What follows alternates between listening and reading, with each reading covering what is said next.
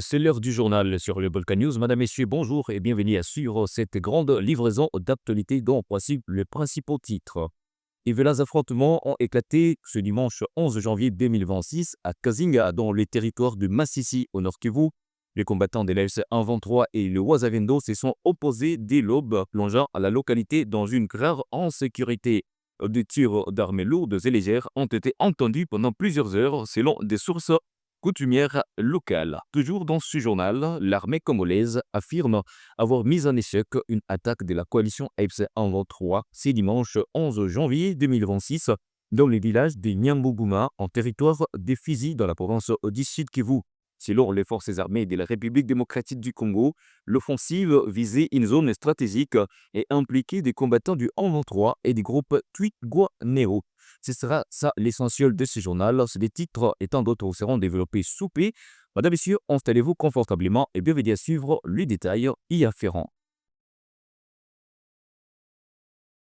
On ouvre cette édition du journal avec cette information. Les affrontements ont éclaté ce dimanche 11 janvier 2026 dans la localité de Kazinga, située dans le secteur d'Osso-Banimou, en territoire du Massissi, dans la province du Nord Kivu.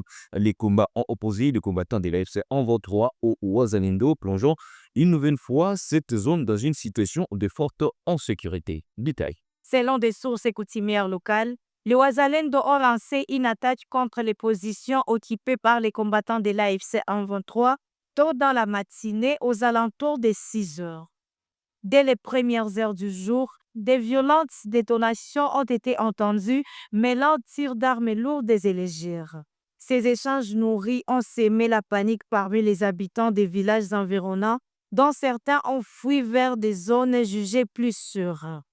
D'après nos sources sur place, l'intensité des combats a été particulièrement élevée durant les premières heures, laissant craindre un bilan humain et matériel encore difficile à établir. Les mouvements des populations ont été signalés dans plusieurs axes menant vers l'intérieur du secteur d'Osso-Banyungu. Certains observateurs de la situation sécuritaire estiment que cette attaque du Wazalendo pourrait s'inscrire dans une stratégie visant à anticiper une éventuelle offensive des combattants de l'AFC 123 contre les positions tenues conjointement par les forces gouvernementales et les Wazalendo dans les groupements de Nyamaboko 1 et Nyamaboko 2. Ces zones sont considérées comme stratégiques dans les dispositifs militaires locaux. Et puis les forces armées de la République démocratique du Congo annoncent avoir mis en échec au dimanche 11 janvier 2026 une attaque attribuée à la coalition AFC M23 dans les hauts plateaux d'Uvira au sud Kivu. Selon l'armée congolaise, l'offensive visait à s'emparer du territoire des Fizi, une zone stratégique située au sud de la province. Suivez. D'après les porte-parole de la 33e région militaire y arrive, les capitaines Sylvain Bigenou, les affrontements ont eu lieu au pont zéro dans les villages de Nyambuguma. Les positions des FARDC y ont été attaquées par des combattants présentés comme appartenant à une coalition comprenant l'armée rwandaise, l'AFC 123 et les groupes Twigwaneho. Les capitaines Bigenou affirment que les forces congolaises n'ont pas été prises au dépourvu. Grâce à des renseignements militaires jugés fiables et recueillis plusieurs jours auparavant, le FARDC avait anticipé l'attaque et mis en place un dispositif défensif adapté, incluant plusieurs embuscades. Selon la même source, les combattants adverses comptaient surprendre les positions loyalistes, mais les troupes congolaises, déjà renforcées et placées en état d'alerte maximale, les attendaient. Une contre-attaque rapide aurait permis de repousser l'assaut et d'infliger de lourdes pertes aux assaillants. L'armée fait état de plusieurs corps sans vie abandonnés sur les champs de bataille, sans toutefois communiquer de bilan chiffré. Les porte-paroles soulignent que les combats ont été une grande intensité et se sont déroulés dans un terrain difficile, caractéristique des hauts plateaux d'Uvira. Et puis le ministre congolais du commerce extérieur Julien Paluku Karandia a officiellement suspendu la perception de 10 dollars américains par tonne sur les produits agricoles destinés à l'exportation, une taxe jusque-là exigée par l'Office congolais de contrôle OCC. Suivez. Cette mesure est contenue dans une correspondance datée du 19 décembre 2025 adressée au directeur général de l'OCC Dans cette lettre, le ministre Julien Paluku qualifie cette perception d'illégale et contraire au texte en vigueur, tout en soulignant son impact négatif sur les activités économiques, particulièrement dans les provinces du Nord Kivu et de Ituri, déjà fragilisées par un contexte sécuritaire et économique difficile. Selon le ministre, cette taxe de 10 $ par tonne constitue une charge supplémentaire injustifiée pour les producteurs et exportateurs agricoles, réduisant leur compétitivité sur les marchés régionaux et internationaux. Il estime qu'une telle pratique va à l'encontre des efforts du gouvernement visant à soutenir la production locale, à encourager les exportations et à améliorer les conditions de travail des opérateurs économiques. La Cour militaire de la province de l'Ituri a prononcé le 9 janvier 2026 dernier des condamnations contre 4 prévenus dont des officiers supérieurs des forces armées de la République démocratique du Congo. Un adjudant de première classe en civil. Ces derniers étaient jugés par plusieurs infractions, notamment les trafics d'armes et de munitions, ainsi que pour des actes de négligence dans les cadres de mission du combat. Suivez. Dans les soucis de lutter contre l'impunité au sein des forces armées de la République démocratique du Congo, la Cour militaire de l'Ituri a, lors de son audience publique de ce vendredi 9 janvier 2026, condamné 4 prévenus, dont des officiers supérieurs des forces armées au grade de major et lieutenant-colonel, un adjudant de première classe et un civil pour violation des consignes, négligence dans la mise en exécution d'une mission de combat et perte d'armes de guerre, participation à un mouvement insurrectionnel, vente des effets militaires et détention illégale d'armes et munitions de guerre. Des faits qui remontent entre 2024 et 2025, respectivement avec l'opération militaire contre la milice armée CRP Zaïre à Nyamamba, au littoral du lac Albert, en territoire de Djougou, et le démantèlement du système mafieux de trafic d'armes et munitions de guerre au sein de la 3e zone de défense basée à Kisangani dans la province de la Chopo et dans la base logistique de l'Ituri. Dans la foulée, 2 civils identifiés comme transporteurs et détateurs de ces engins militaires au profit des Zaïre ont été acquittés par cette plus haute juridiction militaire de l'Ituri. Les prévenus, Logo et Ouvona, les en acquittent de toute fin de poursuite sans frais et ordonnent leur libération immédiate. Dit par contre, établir les infractions de vente d'armes et munitions de guerre et participation à un mouvement insurrectionnel. Mise à charge du prévenu Major Mongu Mwanzanga Maurice. En conséquence, les condamne à la peine de mort pour participation à un mouvement insurrectionnel. Prononce son renvoi des FARDC. Confirme sa détention. Tout en remerciant la justice congolaise d'avoir dit les beaux droits, les innocents acquittés ont appelé la jeunesse à ne plus faire confiance aux forces négatives afin de bâtir la paix en Ituri. J'ai fait à peu près 5 mois à la prison centrale de Bunia. Aujourd'hui libre, j'ai dit merci à la justice congolaise. Les messages que j'ai à lancer aux jeunes est de ne pas se faire manipuler par les groupes armés, mais de prendre courage pour développer l'Ituri.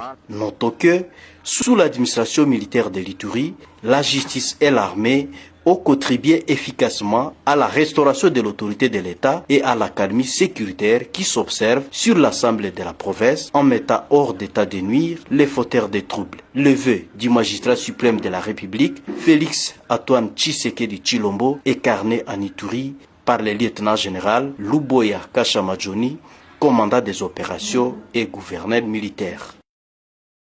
Poursuivons donc ce journal. En visite officielle ce samedi 10 janvier 2026, le vice-premier ministre de l'Intérieur, Jacquemain Chebeni Lukoo, s'est rendu à l'école de la police nationale congolaise de Kasangulu pour superviser la formation de 700 nouveaux apprenants. Accompagné du recommandement de la police, il a inspecté les infrastructures en chantier et tenir une causerie morale centrée sur la discipline. Cette session, la première depuis la nouvelle réforme, s'inscrit dans un plan ambitieux visant à intégrer 90 000 policiers d'ici 2028. Suivez. Mbote Lisusu. J'espère que Boza Malamwawa. Voilà, ezali esengo munene pona ngai ya koleka awa komona bino ndenge bozali ko évoluer na yaka mbala liboso na ebandeli ya formation na bino bolataka nanu bateni ya grise boye awa na moni bino na teni ya bleu ya police esalinga esengo mingi boyebi difficulté tozana yango kati ya service na biso ya police tozali na besoin ya effectif tozali pe na besoin ya ko rajeunir police na biso poto batela population na biso pe territoire pe le rôle ba bien na bango yango tata mokonzi ya ekolo premier ministre ya gouvernement na biso moko ministère ya intérieur tozolandela makambo etali formation avec beaucoup de préoccupations et de soucis. Il faut bobima bozala au service ya la nation. Mais loro ya mutuya ezali awa ezali makambo etali discipline. Police ezali service pour etambola bien, il faut discipline ezala nakati. Na ndenge bozozwa formation. Il faut bota la makambo, bo respecter makambo, na ba instruction, il y a discipline. Les forces armées de la République démocratique du Congo informent l'opinion qu'une de ces unités déployée à Bukama dans la province de Holomami a été attaquée par des éléments d'un groupe armé identifié sous l'appellation Maïmaï Joudou. Le bilan provisoire fait état des 4 assaillants neutralisés et 3 blessés du côté des forces armées de la République démocratique du Congo. L'armée congolaise, à travers son porte-parole ad interim, le lieutenant-colonel Mak Azukai, rassure la population de Bukama et ses environs que toutes les dispositions nécessaires sont prises pour garantir la sécurité et l'ordre public afin de lui permettre d'évacuer librement à ses occupations. Dans une lettre datée du 9 janvier 2026, Corneille Nangaa, coordonnateur politique de l'AFC M23, a adressé ce remerciement au président angolais João Lourenço pour les efforts de médiation en cours dans la crise pacifique, tout en soulignant l'importance des négociations à Doha soutenues par l'Union africaine et d'autres partenaires. Nangaa accuse Kinshasa d'une manipulation et appelle à une clarification pour garantir une approche cohérente en faveur d'une paix durable et d'une stabilité régionale. Avant donc de refermer ce journal, parlons également de cette information. Après intervention du gouverneur de la province du Nord Kivu sous l'administration de l'AFC M23, M. Bahati Musanga Erasto, le réseau Nyendawagira a commencé à restituer des épargnes de ses membres. De précision de ce reportage signé par la cellule de communication du gouvernorat de province du Nord Kivu. Raia wa Goma walioweka pesa zao katika kikundi Nyendawagira wameanza tayari kupata pesa zao baada ya siku nyingi ya masito. Hii ni baada yake liwali wa jimbo ya Kivu Kaskazini Bahati Musanga Erasto kuingilia kati swala hilo na kuagiza uongozi wa Nyendawagira kurudisha pesa za raia. Hawa ni wakaji ambao tumekutana nao hapa wakiwa na furaha nyingi kuona wamepata pesa zao huku wakiridhishwa na hatua yake liwali wa jimbo. Depoza kaumu Muyenda sasa bali escroquer makuta zetu gouverneur qui intervenir sasa tuko mu systeme ya kukuya retire zenye tulitia ndani furaha ni tere parce que unaona nawe tulikuwa deja hatuna espoir ya kupata zile makuta mais kwa sasa njo hizi we binafsi nashuhudia. En tout cas, félicitations et courage et bon service. Aishi milele, juu kwa ajili yake ndio tumepata hizi makuta. Mimi napata $220. Nilikuwa na konte moja. Gouverneur mumwambie abarikiwe aishi milele. Kwa juu sasa tuliendaka kwa gouverneur alituambiaka jinsi tutapata makuta. Atapata mwa possible tupate makuta. Sasa tuko nazipata. Mimi nafurahi juu nimezipata. Neema ya guverneur mwalitufanyia hii muradi. Ndio umetugombania juu tuzipate. Papa guverneur, Mungu akubariki juu umetugombania kupata hizi makuta. Kwa guvernera ametusaidia sana, tutapata pesa yetu kabisa. Mungu amubariki sana kwa yenye amefanya. Joseph Banza ni mmoja wa watumikaji wa hapa kwenye Nyendawagira. Tuko narudishia kila mtu mwenye alitia makuta yake mu rezo Nyendawagira, na tulianzia kumutu mwenye iko na konte moya mwenye haka wai retire depuis systeme na existe. Bo hakuna condition yoyote, seulement ke mutu mwenye iko eligible kutwala makuta ifaa kuye na kitansi yake, akuye na fotokopia carte de lecteur, na tumutafute mu systeme tupate kama alishaka depose. Efrem Rupanzura, kiongozi wa shirika Nyendawagira, asema kwamba pesa wanazolipa wakaaji ni gaji waliokuwa wameweka kwenye benki ya Kadeko mjini Goma. Hii pesa yenyewe wako wanapokea kwa sasa ni pesa ambayo imewekwa kwenye Kadeko kama garanti, yenye mimi mwenyewe directeur nimefanya retrait, na kwa sasa iko inagabuliwa pale kumezo yetu Nyendawagira, na iko kufaver ya wa klia wetu, na nina imani na ninahakikisha kwamba wako wanazipata kama tulivyoandaa. Ifahamike kwamba hatua ya kulipa pesa hizi imefikiwa baada yake liwali wa jimbo ya Kivu Kaskazini kupokea malalamiko ya wakaaji waliokuwa wameweka pesa zao kwenye shirika Nyendawagira, naye kaunda commission ya kufuatilia swala hilo.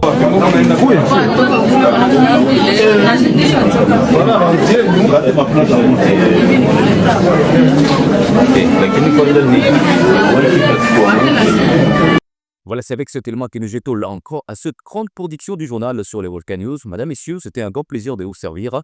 On se fixe rendez-vous très prochainement. Au revoir.